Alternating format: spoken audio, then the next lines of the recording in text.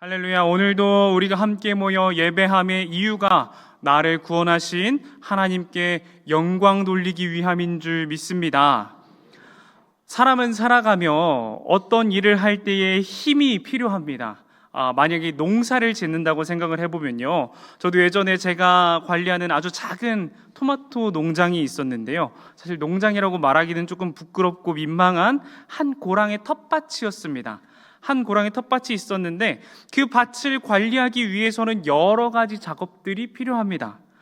예를 들면 땅도 갈아줘야 하고요, 물도 줘야 하고요, 고랑도 만들어줘야 합니다.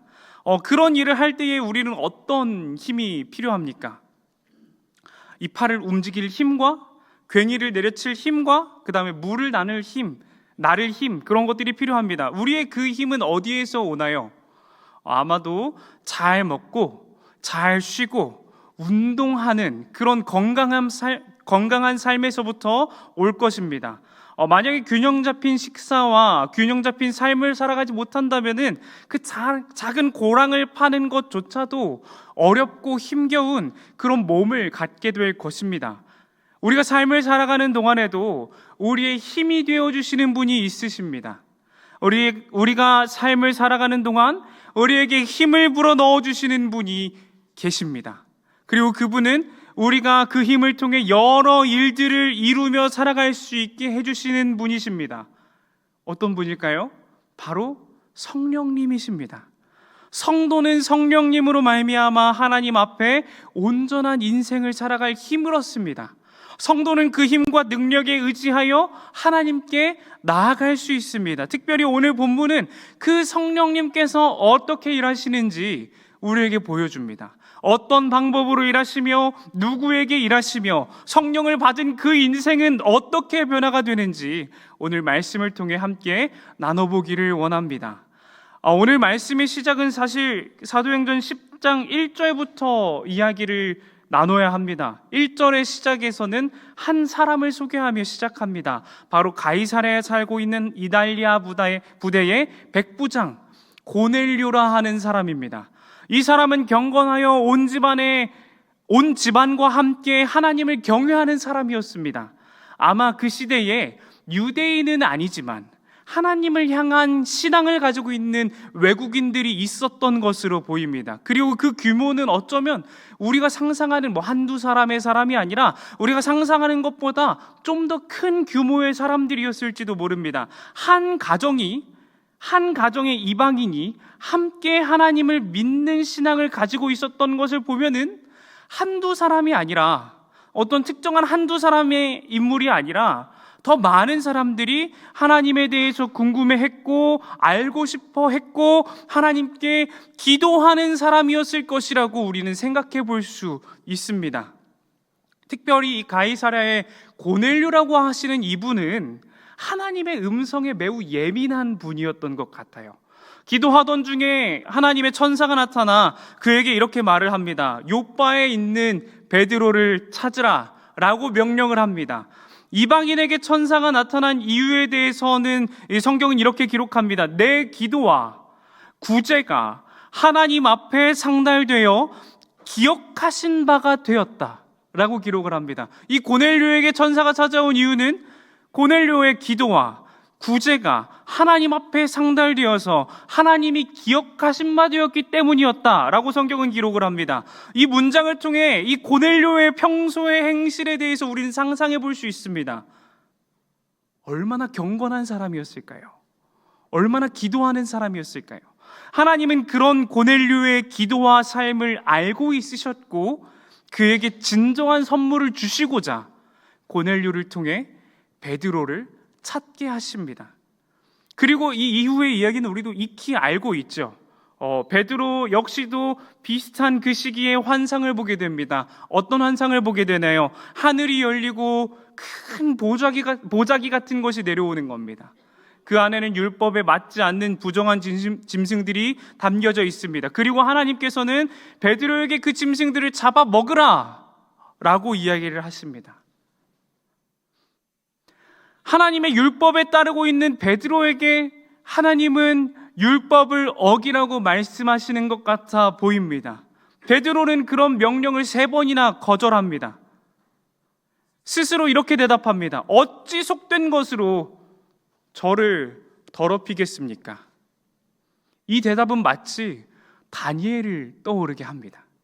바벨론 왕의 명령을 따르지 않고 하나님 앞에 신앙을 지키고자 힘썼던 그 다니엘의 모습과 닮아 있는 것 같기도 합니다.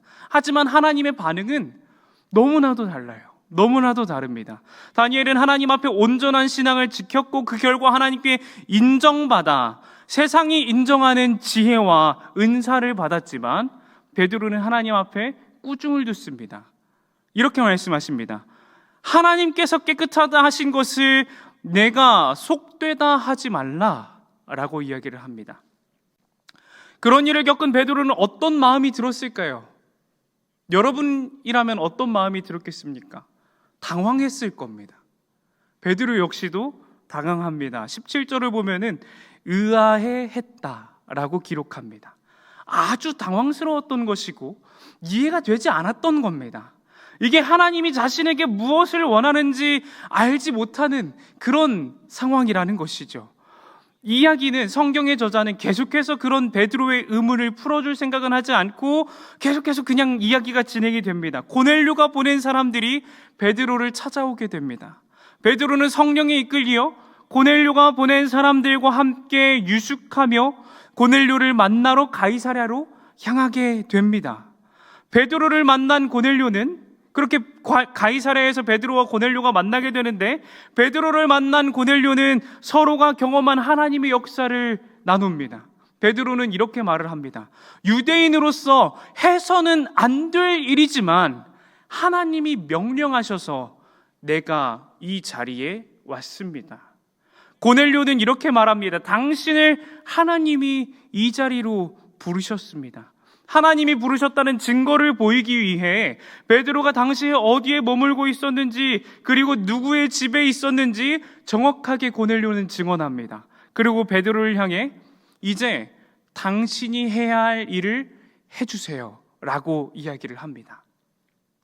그 일이 무엇인지 정확하게는 모르겠지만 베드로에게 하나님이 당신에게 맡겨주신 그 일을 해주십시오 라고 말을 하는 겁니다. 베드로는 그 자리에서 자신의 깨달음을 먼저 선포하고 말씀을 이어나갑니다. 하나님은 사람의 외모를 보지 아니하는도다. 각 나라 중 하나님을 경외하며 의를 행하는 사람은 다 받으시는 줄 깨달았도다 라고 이야기를 시작합니다. 이 말의 의미는 무엇입니까? 베드로가 오늘 이 이야기 속에서 깨달은 것은 무엇입니까? 이 사건을 통해 베드로가 깨달은 것이 무엇입니까? 유대인뿐만 아니라 헬라인에게도 그 헬라인을 넘어 모든 민족에게도 하나님은 왕이시고 주님이시고 구원자이시다라는 겁니다. 스스로 선택받았고 그렇기에 구원받았다고 여기는 유대인뿐만 아니라 하나님의 백성으로 복을 받을 자들이 있었다라는 것입니다. 그러고는 이제 복음을 선포하기 시작합니다. 예수 그리스도가 이 땅에서 나무에 달려 죽으셨지만 그 죽음을 이기시고 사흘 만에 다시 살아나셨고 이 죽음과 부활은 오직 하나님이 주권적인 역사 가운데 택하신 자들을 위한 죽음과 부활이셨고 그 택자는 그 자리에 있는 성도 즉 교회이며 성도 곧 교회에게는 하나님이 명령을 주셨는데 그 명령은 모든 백성에게 복음을 전하여 예수 그리스도가 곧 심판주로 오심을 깨닫게 하라는 것입니다. 전도의 명령이죠. 사실 성도의 모임 혹은 교제 가운데 이런 말들이 많아야 합니다. 사람이 대화를 하다 보면은 내가 관심이 있는 것에는 아주 적극적으로 대화를 나눕니다. 저 역시도 마찬가지입니다. 제가 흥미가 있는 대화를 할 때에는 시간 가는 줄 모르겠더라고요. 예를 들면 야구나 먹는 것, 죄송합니다. 공동체에 대해서 그리고 하나님에 대해서 이런 주제를 가지고 이야기를 나눌 때에는 정말 시간이 가는 줄 모르겠더라고요. 근데 그런 이야기들이 막 진행되다가 갑자기 제가 흥미가 없는 그런 대화가 만약 화장품이나 그런 대화가 나온다면 어떻습니까? 할 말이 없어집니다. 할 말이 없어져요. 당연하게도 말수가 줄어들고 그 대화는 곧 끊어지고 맙니다. 우리의 모임을 돌아보면 어떻습니까? 이 집에서 이랬고 저 집에서 저랬고, 누가 뭘 샀고 그걸로 얼마를 벌었고, 누가 어디에 갔고 누구는 아직도 취업을 못했고, 누가 재수를 하고 누구는 어디 대학에 갔고, 이런 말들이 얼마나 재미있습니까? 그리고 얼마나 많이 이루어집니까? 사랑하는 수원화산교회 성도 여러분, 우리의 모임은 복음, 그러니까 성경 나누기를 즐거워해야 하는 줄 믿습니다. 내가 만난 하나님, 나에게 주신 하나님의 은혜, 내가 받은 하나님의 크신 위로를 나누시기 바랍니다. 내 자랑과 내 영광을 나누는 것이 아니라 하나님을 나누는 우리 공동체가 되기를 간절히 소망합니다. 오늘 이야기는 베드로와 고넬료를 통해서 성령님이 어떻게 일하시는지에 대해서 우리가 깨달을 수 있습니다. 그 모습을 통해, 이 두 사람의 모습을 통해 성령님이 우리의 삶에 어떻게 일하시는지, 누구에게 일하시는지, 그리고 그 사람은 어떻게 되는지에 대해서 이 성령님께 초점을 맞춰서 오늘 말씀을 나눠보고자 합니다. 우리는 이 말씀을 읽으며 첫 번째로는 성령님이 어떻게 일하시는지 그 방법을 깨달을 수 있습니다. 성령님은 사람을 통해 일하십니다. 오늘 본문 가운데 나타나는 것처럼 직접적인 말씀을 통해서 일하시기도 하시지만 현대를 살아가는 우리에게는 상황과 환경을 통해 일하십니다. 그런데 성령님은 아주 특별한 사람을 통해서 일하십니다. 오늘 성령님의 일하심을 경험한 사람은 누구입니까? 고넬료인가요? 제가 봤을 때는 베드로입니다. 오늘 하나님의 주권적인 역사를 따라 쓰임을 받은 사람은, 성령님의 일하심의 통로가 된 사람은 베드로입니다. 이방인 선교를 위해 그 인생의 첫걸음을 내디딘 베드로입니다. 그런데 이 베드로가 어떤 사람인지를 알아야 됩니다. 베드로의 인생을 보면 참 스펙타클합니다. 어부로서 생활을 하다가 예수님의 부름을 받고 예수님의 제자가 되죠. 그 인생은 한 번 깨어진 것입니다. 어부로서의 인생에서 예수 그리스도의 제자로서의 인생으로 한 번 깨어진 겁니다. 근데 한 번 더 깨어집니다. 언제 깨어집니까? 바로 예수님의 죽음 앞에서, 그리고 그 부활하심을 보고, 이전까지 그가 전했던 복음이 우리 예수님은 사람도 고치시고 병도 고치시는 분이야 라는 복음이었다면은, 부활하신 예수님을 보고, 그리고 그 부활이 언젠가 또 일어나실 것임을 약속하신 예수님을 보고, 그리고 자신을 향해 같은 질문을 3번이나 하시는 예수님을 보고 베드로는 한 번 더 깨어집니다.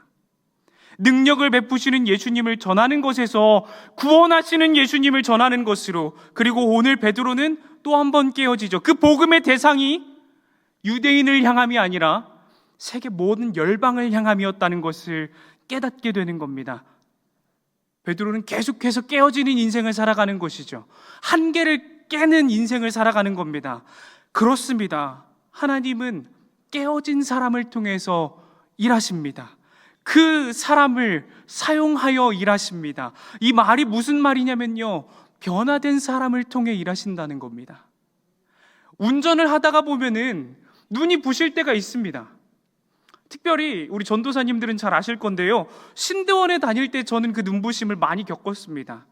그 금요일 3시쯤 됐을 때 신대원에서 교회로 오는 길에 그렇게 눈이 부십니다.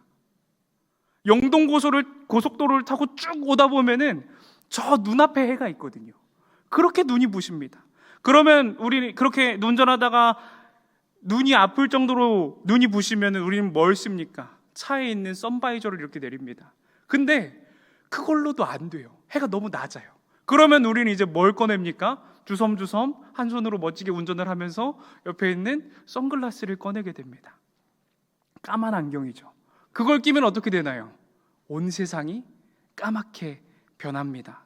세상을 살아가는 우리는 각자의 안경을 끼고 있습니다. 누군가에게는 초록색, 누군가에게는 파란색, 누군가에게는 빨간색, 다양한 안경을 끼고 살아갑니다. 우리는 그것을 세상을 보는 눈, 세계관이라고 부릅니다. 이 세계관은 삶을 살아가는 동안에 아주 큰 영향을 끼칩니다. 만약 과학 만능주의의 세계관을 가지고 있다면은 그 사람은 과학으로 모든 것을 해결할 수 있다고 말을 할 것입니다. 그리고 물질 만능주의의 세계관을 가지고 있다면은 그 사람에게 돈보다 더 귀한 것은 없을 것입니다.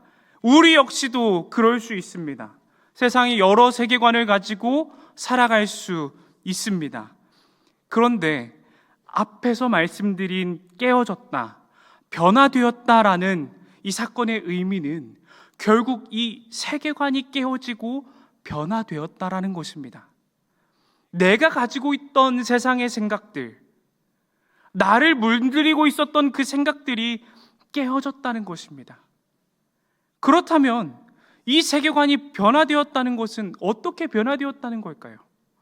이제 세상을 바라보는 것이 아니라, 물질을 바라보는 것이 아니라 하나님의 세계관, 성경적 세계관을 가지고 하나님의 시선을 통해서 세상을 바라보게 된다는 겁니다.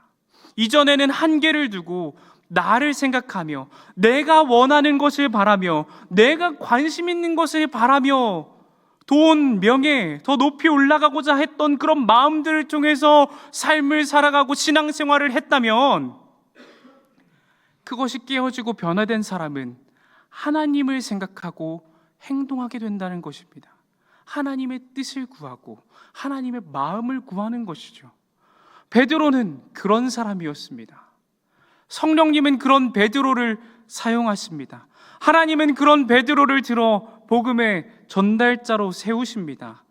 직접 그 생각을 깨시고 변화시키시고, 이전에는 자기의 생각, 자기의 자신의 기대만을 품고 예수 그리스도의 우편에 서겠다, 좌편에 서겠다 싸우던 그 베드로가 이제는 복음을 위해 스스로 생각했던 유대적인 관념을 벗어버리고 하나님의 관점으로 이 사람들에게도 하나님이 역사하시는구나를 깨닫고 하나님의 사역에 제한을 두지 않고 살아간다는 것이죠.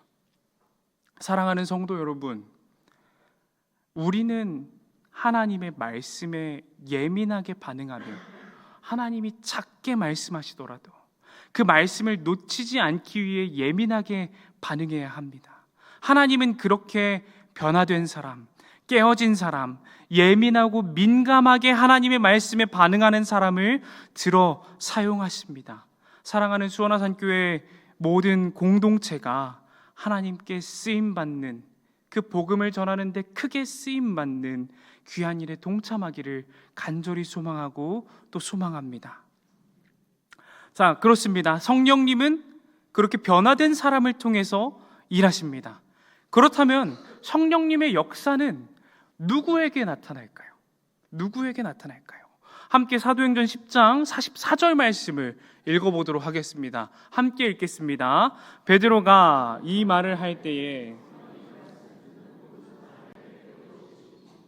아멘. 말씀을 보면 누구에게 성령님이 역사하십니까? 바로 말씀을 듣는 모든 사람에게 역사하십니다. 그 무리 중에는 당연히 이방인도 있었습니다. 그리고 유대인도 있었습니다. 유대인들이 생각했던 것은 틀렸던 것이죠. 그들은 스스로 하나님의 역사를 가로막고 있었던 것입니다. 누가 하나님의 자녀가 되는지, 누가 하나님의 백성이 되는지, 누구에게 성령이 임하여 역사하시는지 가로막고 있었던 겁니다. 내 생각에, 내 관점에 가로막혀서 진정한 하나님의 뜻을 구별하지 못했던 것입니다. 그렇다면 성령의 역사는 어떻게 드러나나요? 우리 46절을 읽어보겠습니다. 46절 한 목소리를 읽어보겠습니다. 이는 방언을 말하며 하나님 높임을 들음이로라. 아멘. 방언을 합니다. 하나님을 찬양합니다. 근데 이 모습은 사도행전 2장에서도 나타나는 모습입니다. 유대인들에게 임한 성령의 역사와 비슷해 보입니다. 2장 4절 말씀을 제가 읽겠습니다. 그들이 다 성령의 충만함을 받고 성령이 말하게 하심을 따라 다른 언어들로 말하기를 시작하니라. 아멘. 이전에 유대인들, 예루살렘의 공동체가 받았던 성령의 역사와 오늘 이방인들에게 내려진 성령의 역사는 동일합니다. 약간 표현이 다를지는 모르겠지만 그들은 방언을 말했고 또 그 방언을 통해 하나님의 놀라운 능력과 위엄을 찬양했습니다. 이 사건은 무엇을 보여줍니까? 유대인에게 임한 하나님이나 이방인에게 임한 하나님이나 같은 하나님이었다라는 것입니다. 가끔 우리는 우리에게 주어진 영역을 제한하며 살아갑니다. 그리고 하나님 역시도 그 영역 안에 가두는 일들을 하곤 합니다. 한 번도 그 영역을 넓히려 하지 않고 어쩌면 더 튼튼하고 큰 벽을 만들어 내 안에 있는 사람들을 위해서만 하나님이 일하신다고 여기곤 합니다. 하지만 우리가 기억해야 합니다. 유대인들이 만들어 놓은 크고 튼튼하며 아름다워 보였던 그 율법의 벽도 하나님은 무너뜨리셨습니다. 중세의 교회가 만들어 놓았던 그 사제의 벽도 하나님은 무너뜨리셨습니다. 그리고 언젠가 우리가 품고 살아가고 있는 그 벽 역시도 하나님은 무너뜨리실 겁니다. 그 시간이 오늘 이 말씀을 듣는 시간이기를 간절히 소망합니다. 하나님을 제한하지 마시기 바랍니다. 말씀을 듣는 모든 사람에게 하나님은 성령의 역사를 보여주십니다. 성령의 역사는 말씀을 듣고 있는 모든 사람에게 임하였습니다. 성도인 우리는 하나님의 말씀을 들고 세상을 향해 나아가야 합니다. 그렇게 될 때 말씀을 들은 그 모든 무리는 하나님의 영광과 능력을 보게 될 줄 믿습니다. 그 사명을 위해 끝까지 달려나아가는 우리 수원화산교회가 되기를 간절히 소망합니다. 그렇다면 우리가 이제 가장 중요한 게 남았습니다. 그럼 성령을 받은 공동체는 어떻게 되는 걸까요? 지금 고넬료의 가정과 거기에 모여있는 모든 사람들이 성령을 받았습니다. 그렇다면 그들은 어떻게 되는 것이고 그들은 무엇을 해야 할까요? 함께 48절 말씀을 읽겠습니다. 함께 읽겠습니다. 명하여 예수 그리스도의 이름으로 세례를 베풀라 하니라. 그들이 베드로에게 며칠 더 머물기를 청하니라. 아멘. 성령을 받은 공동체는 그리스도의 이름으로 성례를 행하고 중요한 건 함께 머뭅니다. 함께 머뭅니다. 사실 오늘 이야기를 묵상하다 보면은 한 단어가 유독 많이 등장하는 것을 볼 수가 있습니다. 바로 유숙하다라는 단어입니다. 6절에서 시몬의 집에 유숙하니 라는 단어가 사용되고요. 18절에서 시몬이 여기 유숙하니라 라는 단어가 있고요. 23절에서 불러들여 유숙하게 하니라, 그리고 32절에서 시몬의 집에 유숙하느니라, 총 4번이 등장합니다. 유숙하다라는 단어의 뜻은 손님을 받다, 접대하다 라는 의미를 갖고 있습니다. 그런데 오늘 48절 말씀을 보면은 같은 상황이지만 다른 단어가 사용되고 있음을 볼 수 있습니다. 성령으로 하나 된 공동체는 서로 손님이 아니라 다른 무언가라는 것이죠. 그렇다면 우리는 서로 손님이 아닌 무엇일까요? 마태복음 12장 50절 말씀에선 이렇게 기록을 합니다. 누구든지 하늘에 계신 내 아버지의 뜻대로 하는 자가 내 형제요 자매요 어머니이니라 하시더라. 고린도전서 12장 27절은 이렇게 기록합니다. 너희는 그리스도의 몸이요 지체의 각 부분이라. 아멘. 성령의 감동 안에서 하나 된 교회는 특별한 공동체입니다. 그저 손님이 아니라, 그저 지나가는 한 사람이 아니라 한 형제요 자매요, 예수 그리스도를 머리로 하는 지체인 줄 믿습니다. 그렇기에 교회 공동체는 함께 모여 교제하기를 힘써야 합니다. 그리고 그 내용은 앞에서 설교를 시작할 때 나눴듯이 내 자랑, 내 영광, 누군가의 뒷이야기가 아니라 하나님을 나누고 복음을 나누고 성경을 나누어야 하는 줄 믿습니다. 사랑하는 수원화산교회 성도 여러분, 우리 수원화산교회가 그런 교회가 되기를 간절히 소망합니다. 서로를 바라보며 질투와 시기가 아니라 하나님의 사랑이 넘쳐 흐르는 그런 교회가 되기를 간절히 소망합니다. 말씀을 듣고 회개하고 변화하여 성령의 역사가 넘쳐 흐르는, 그리고 결국에는 하나님의 복음을 들고 세상에 나아가 복음으로 사람을 살리고 키우고 고치는데 하나님께 쓰임받는 귀한 교회가 되기를 간절히 소망합니다. 이제 말씀을 맺겠습니다. 결국 성령님, 이 변화한 베드로를 통해 일하셨습니다. 그리고 그 성령님은 지금 이 시대에도 변화되고 깨어진 사람을 통해 일하십니다. 그 일하심은 큰 역사를 불러옵니다. 베드로가 변화함으로 말미암아 고넬료와 그 가정이 변화했습니다. 내가 변화함으로 말미암아 나와 내 주변이 변화합니다. 내가 말씀을 전함으로, 복음을 전함으로 말미암아 그 말씀을 듣는 모든 사람이 하나님을 만나 변화하게 됩니다. 그리고 최종적으로 그 공동체는 함께 모여 예수 그리스도를 머리로 삼는 지체가 되어 하나님의 교회를 이뤄나가는 줄 믿습니다. 우리 수원화 산교회가 그 일의 증인이 되고 그 일에 앞장서 나아가는 귀한 교회가 되기를 간절히 소망합니다.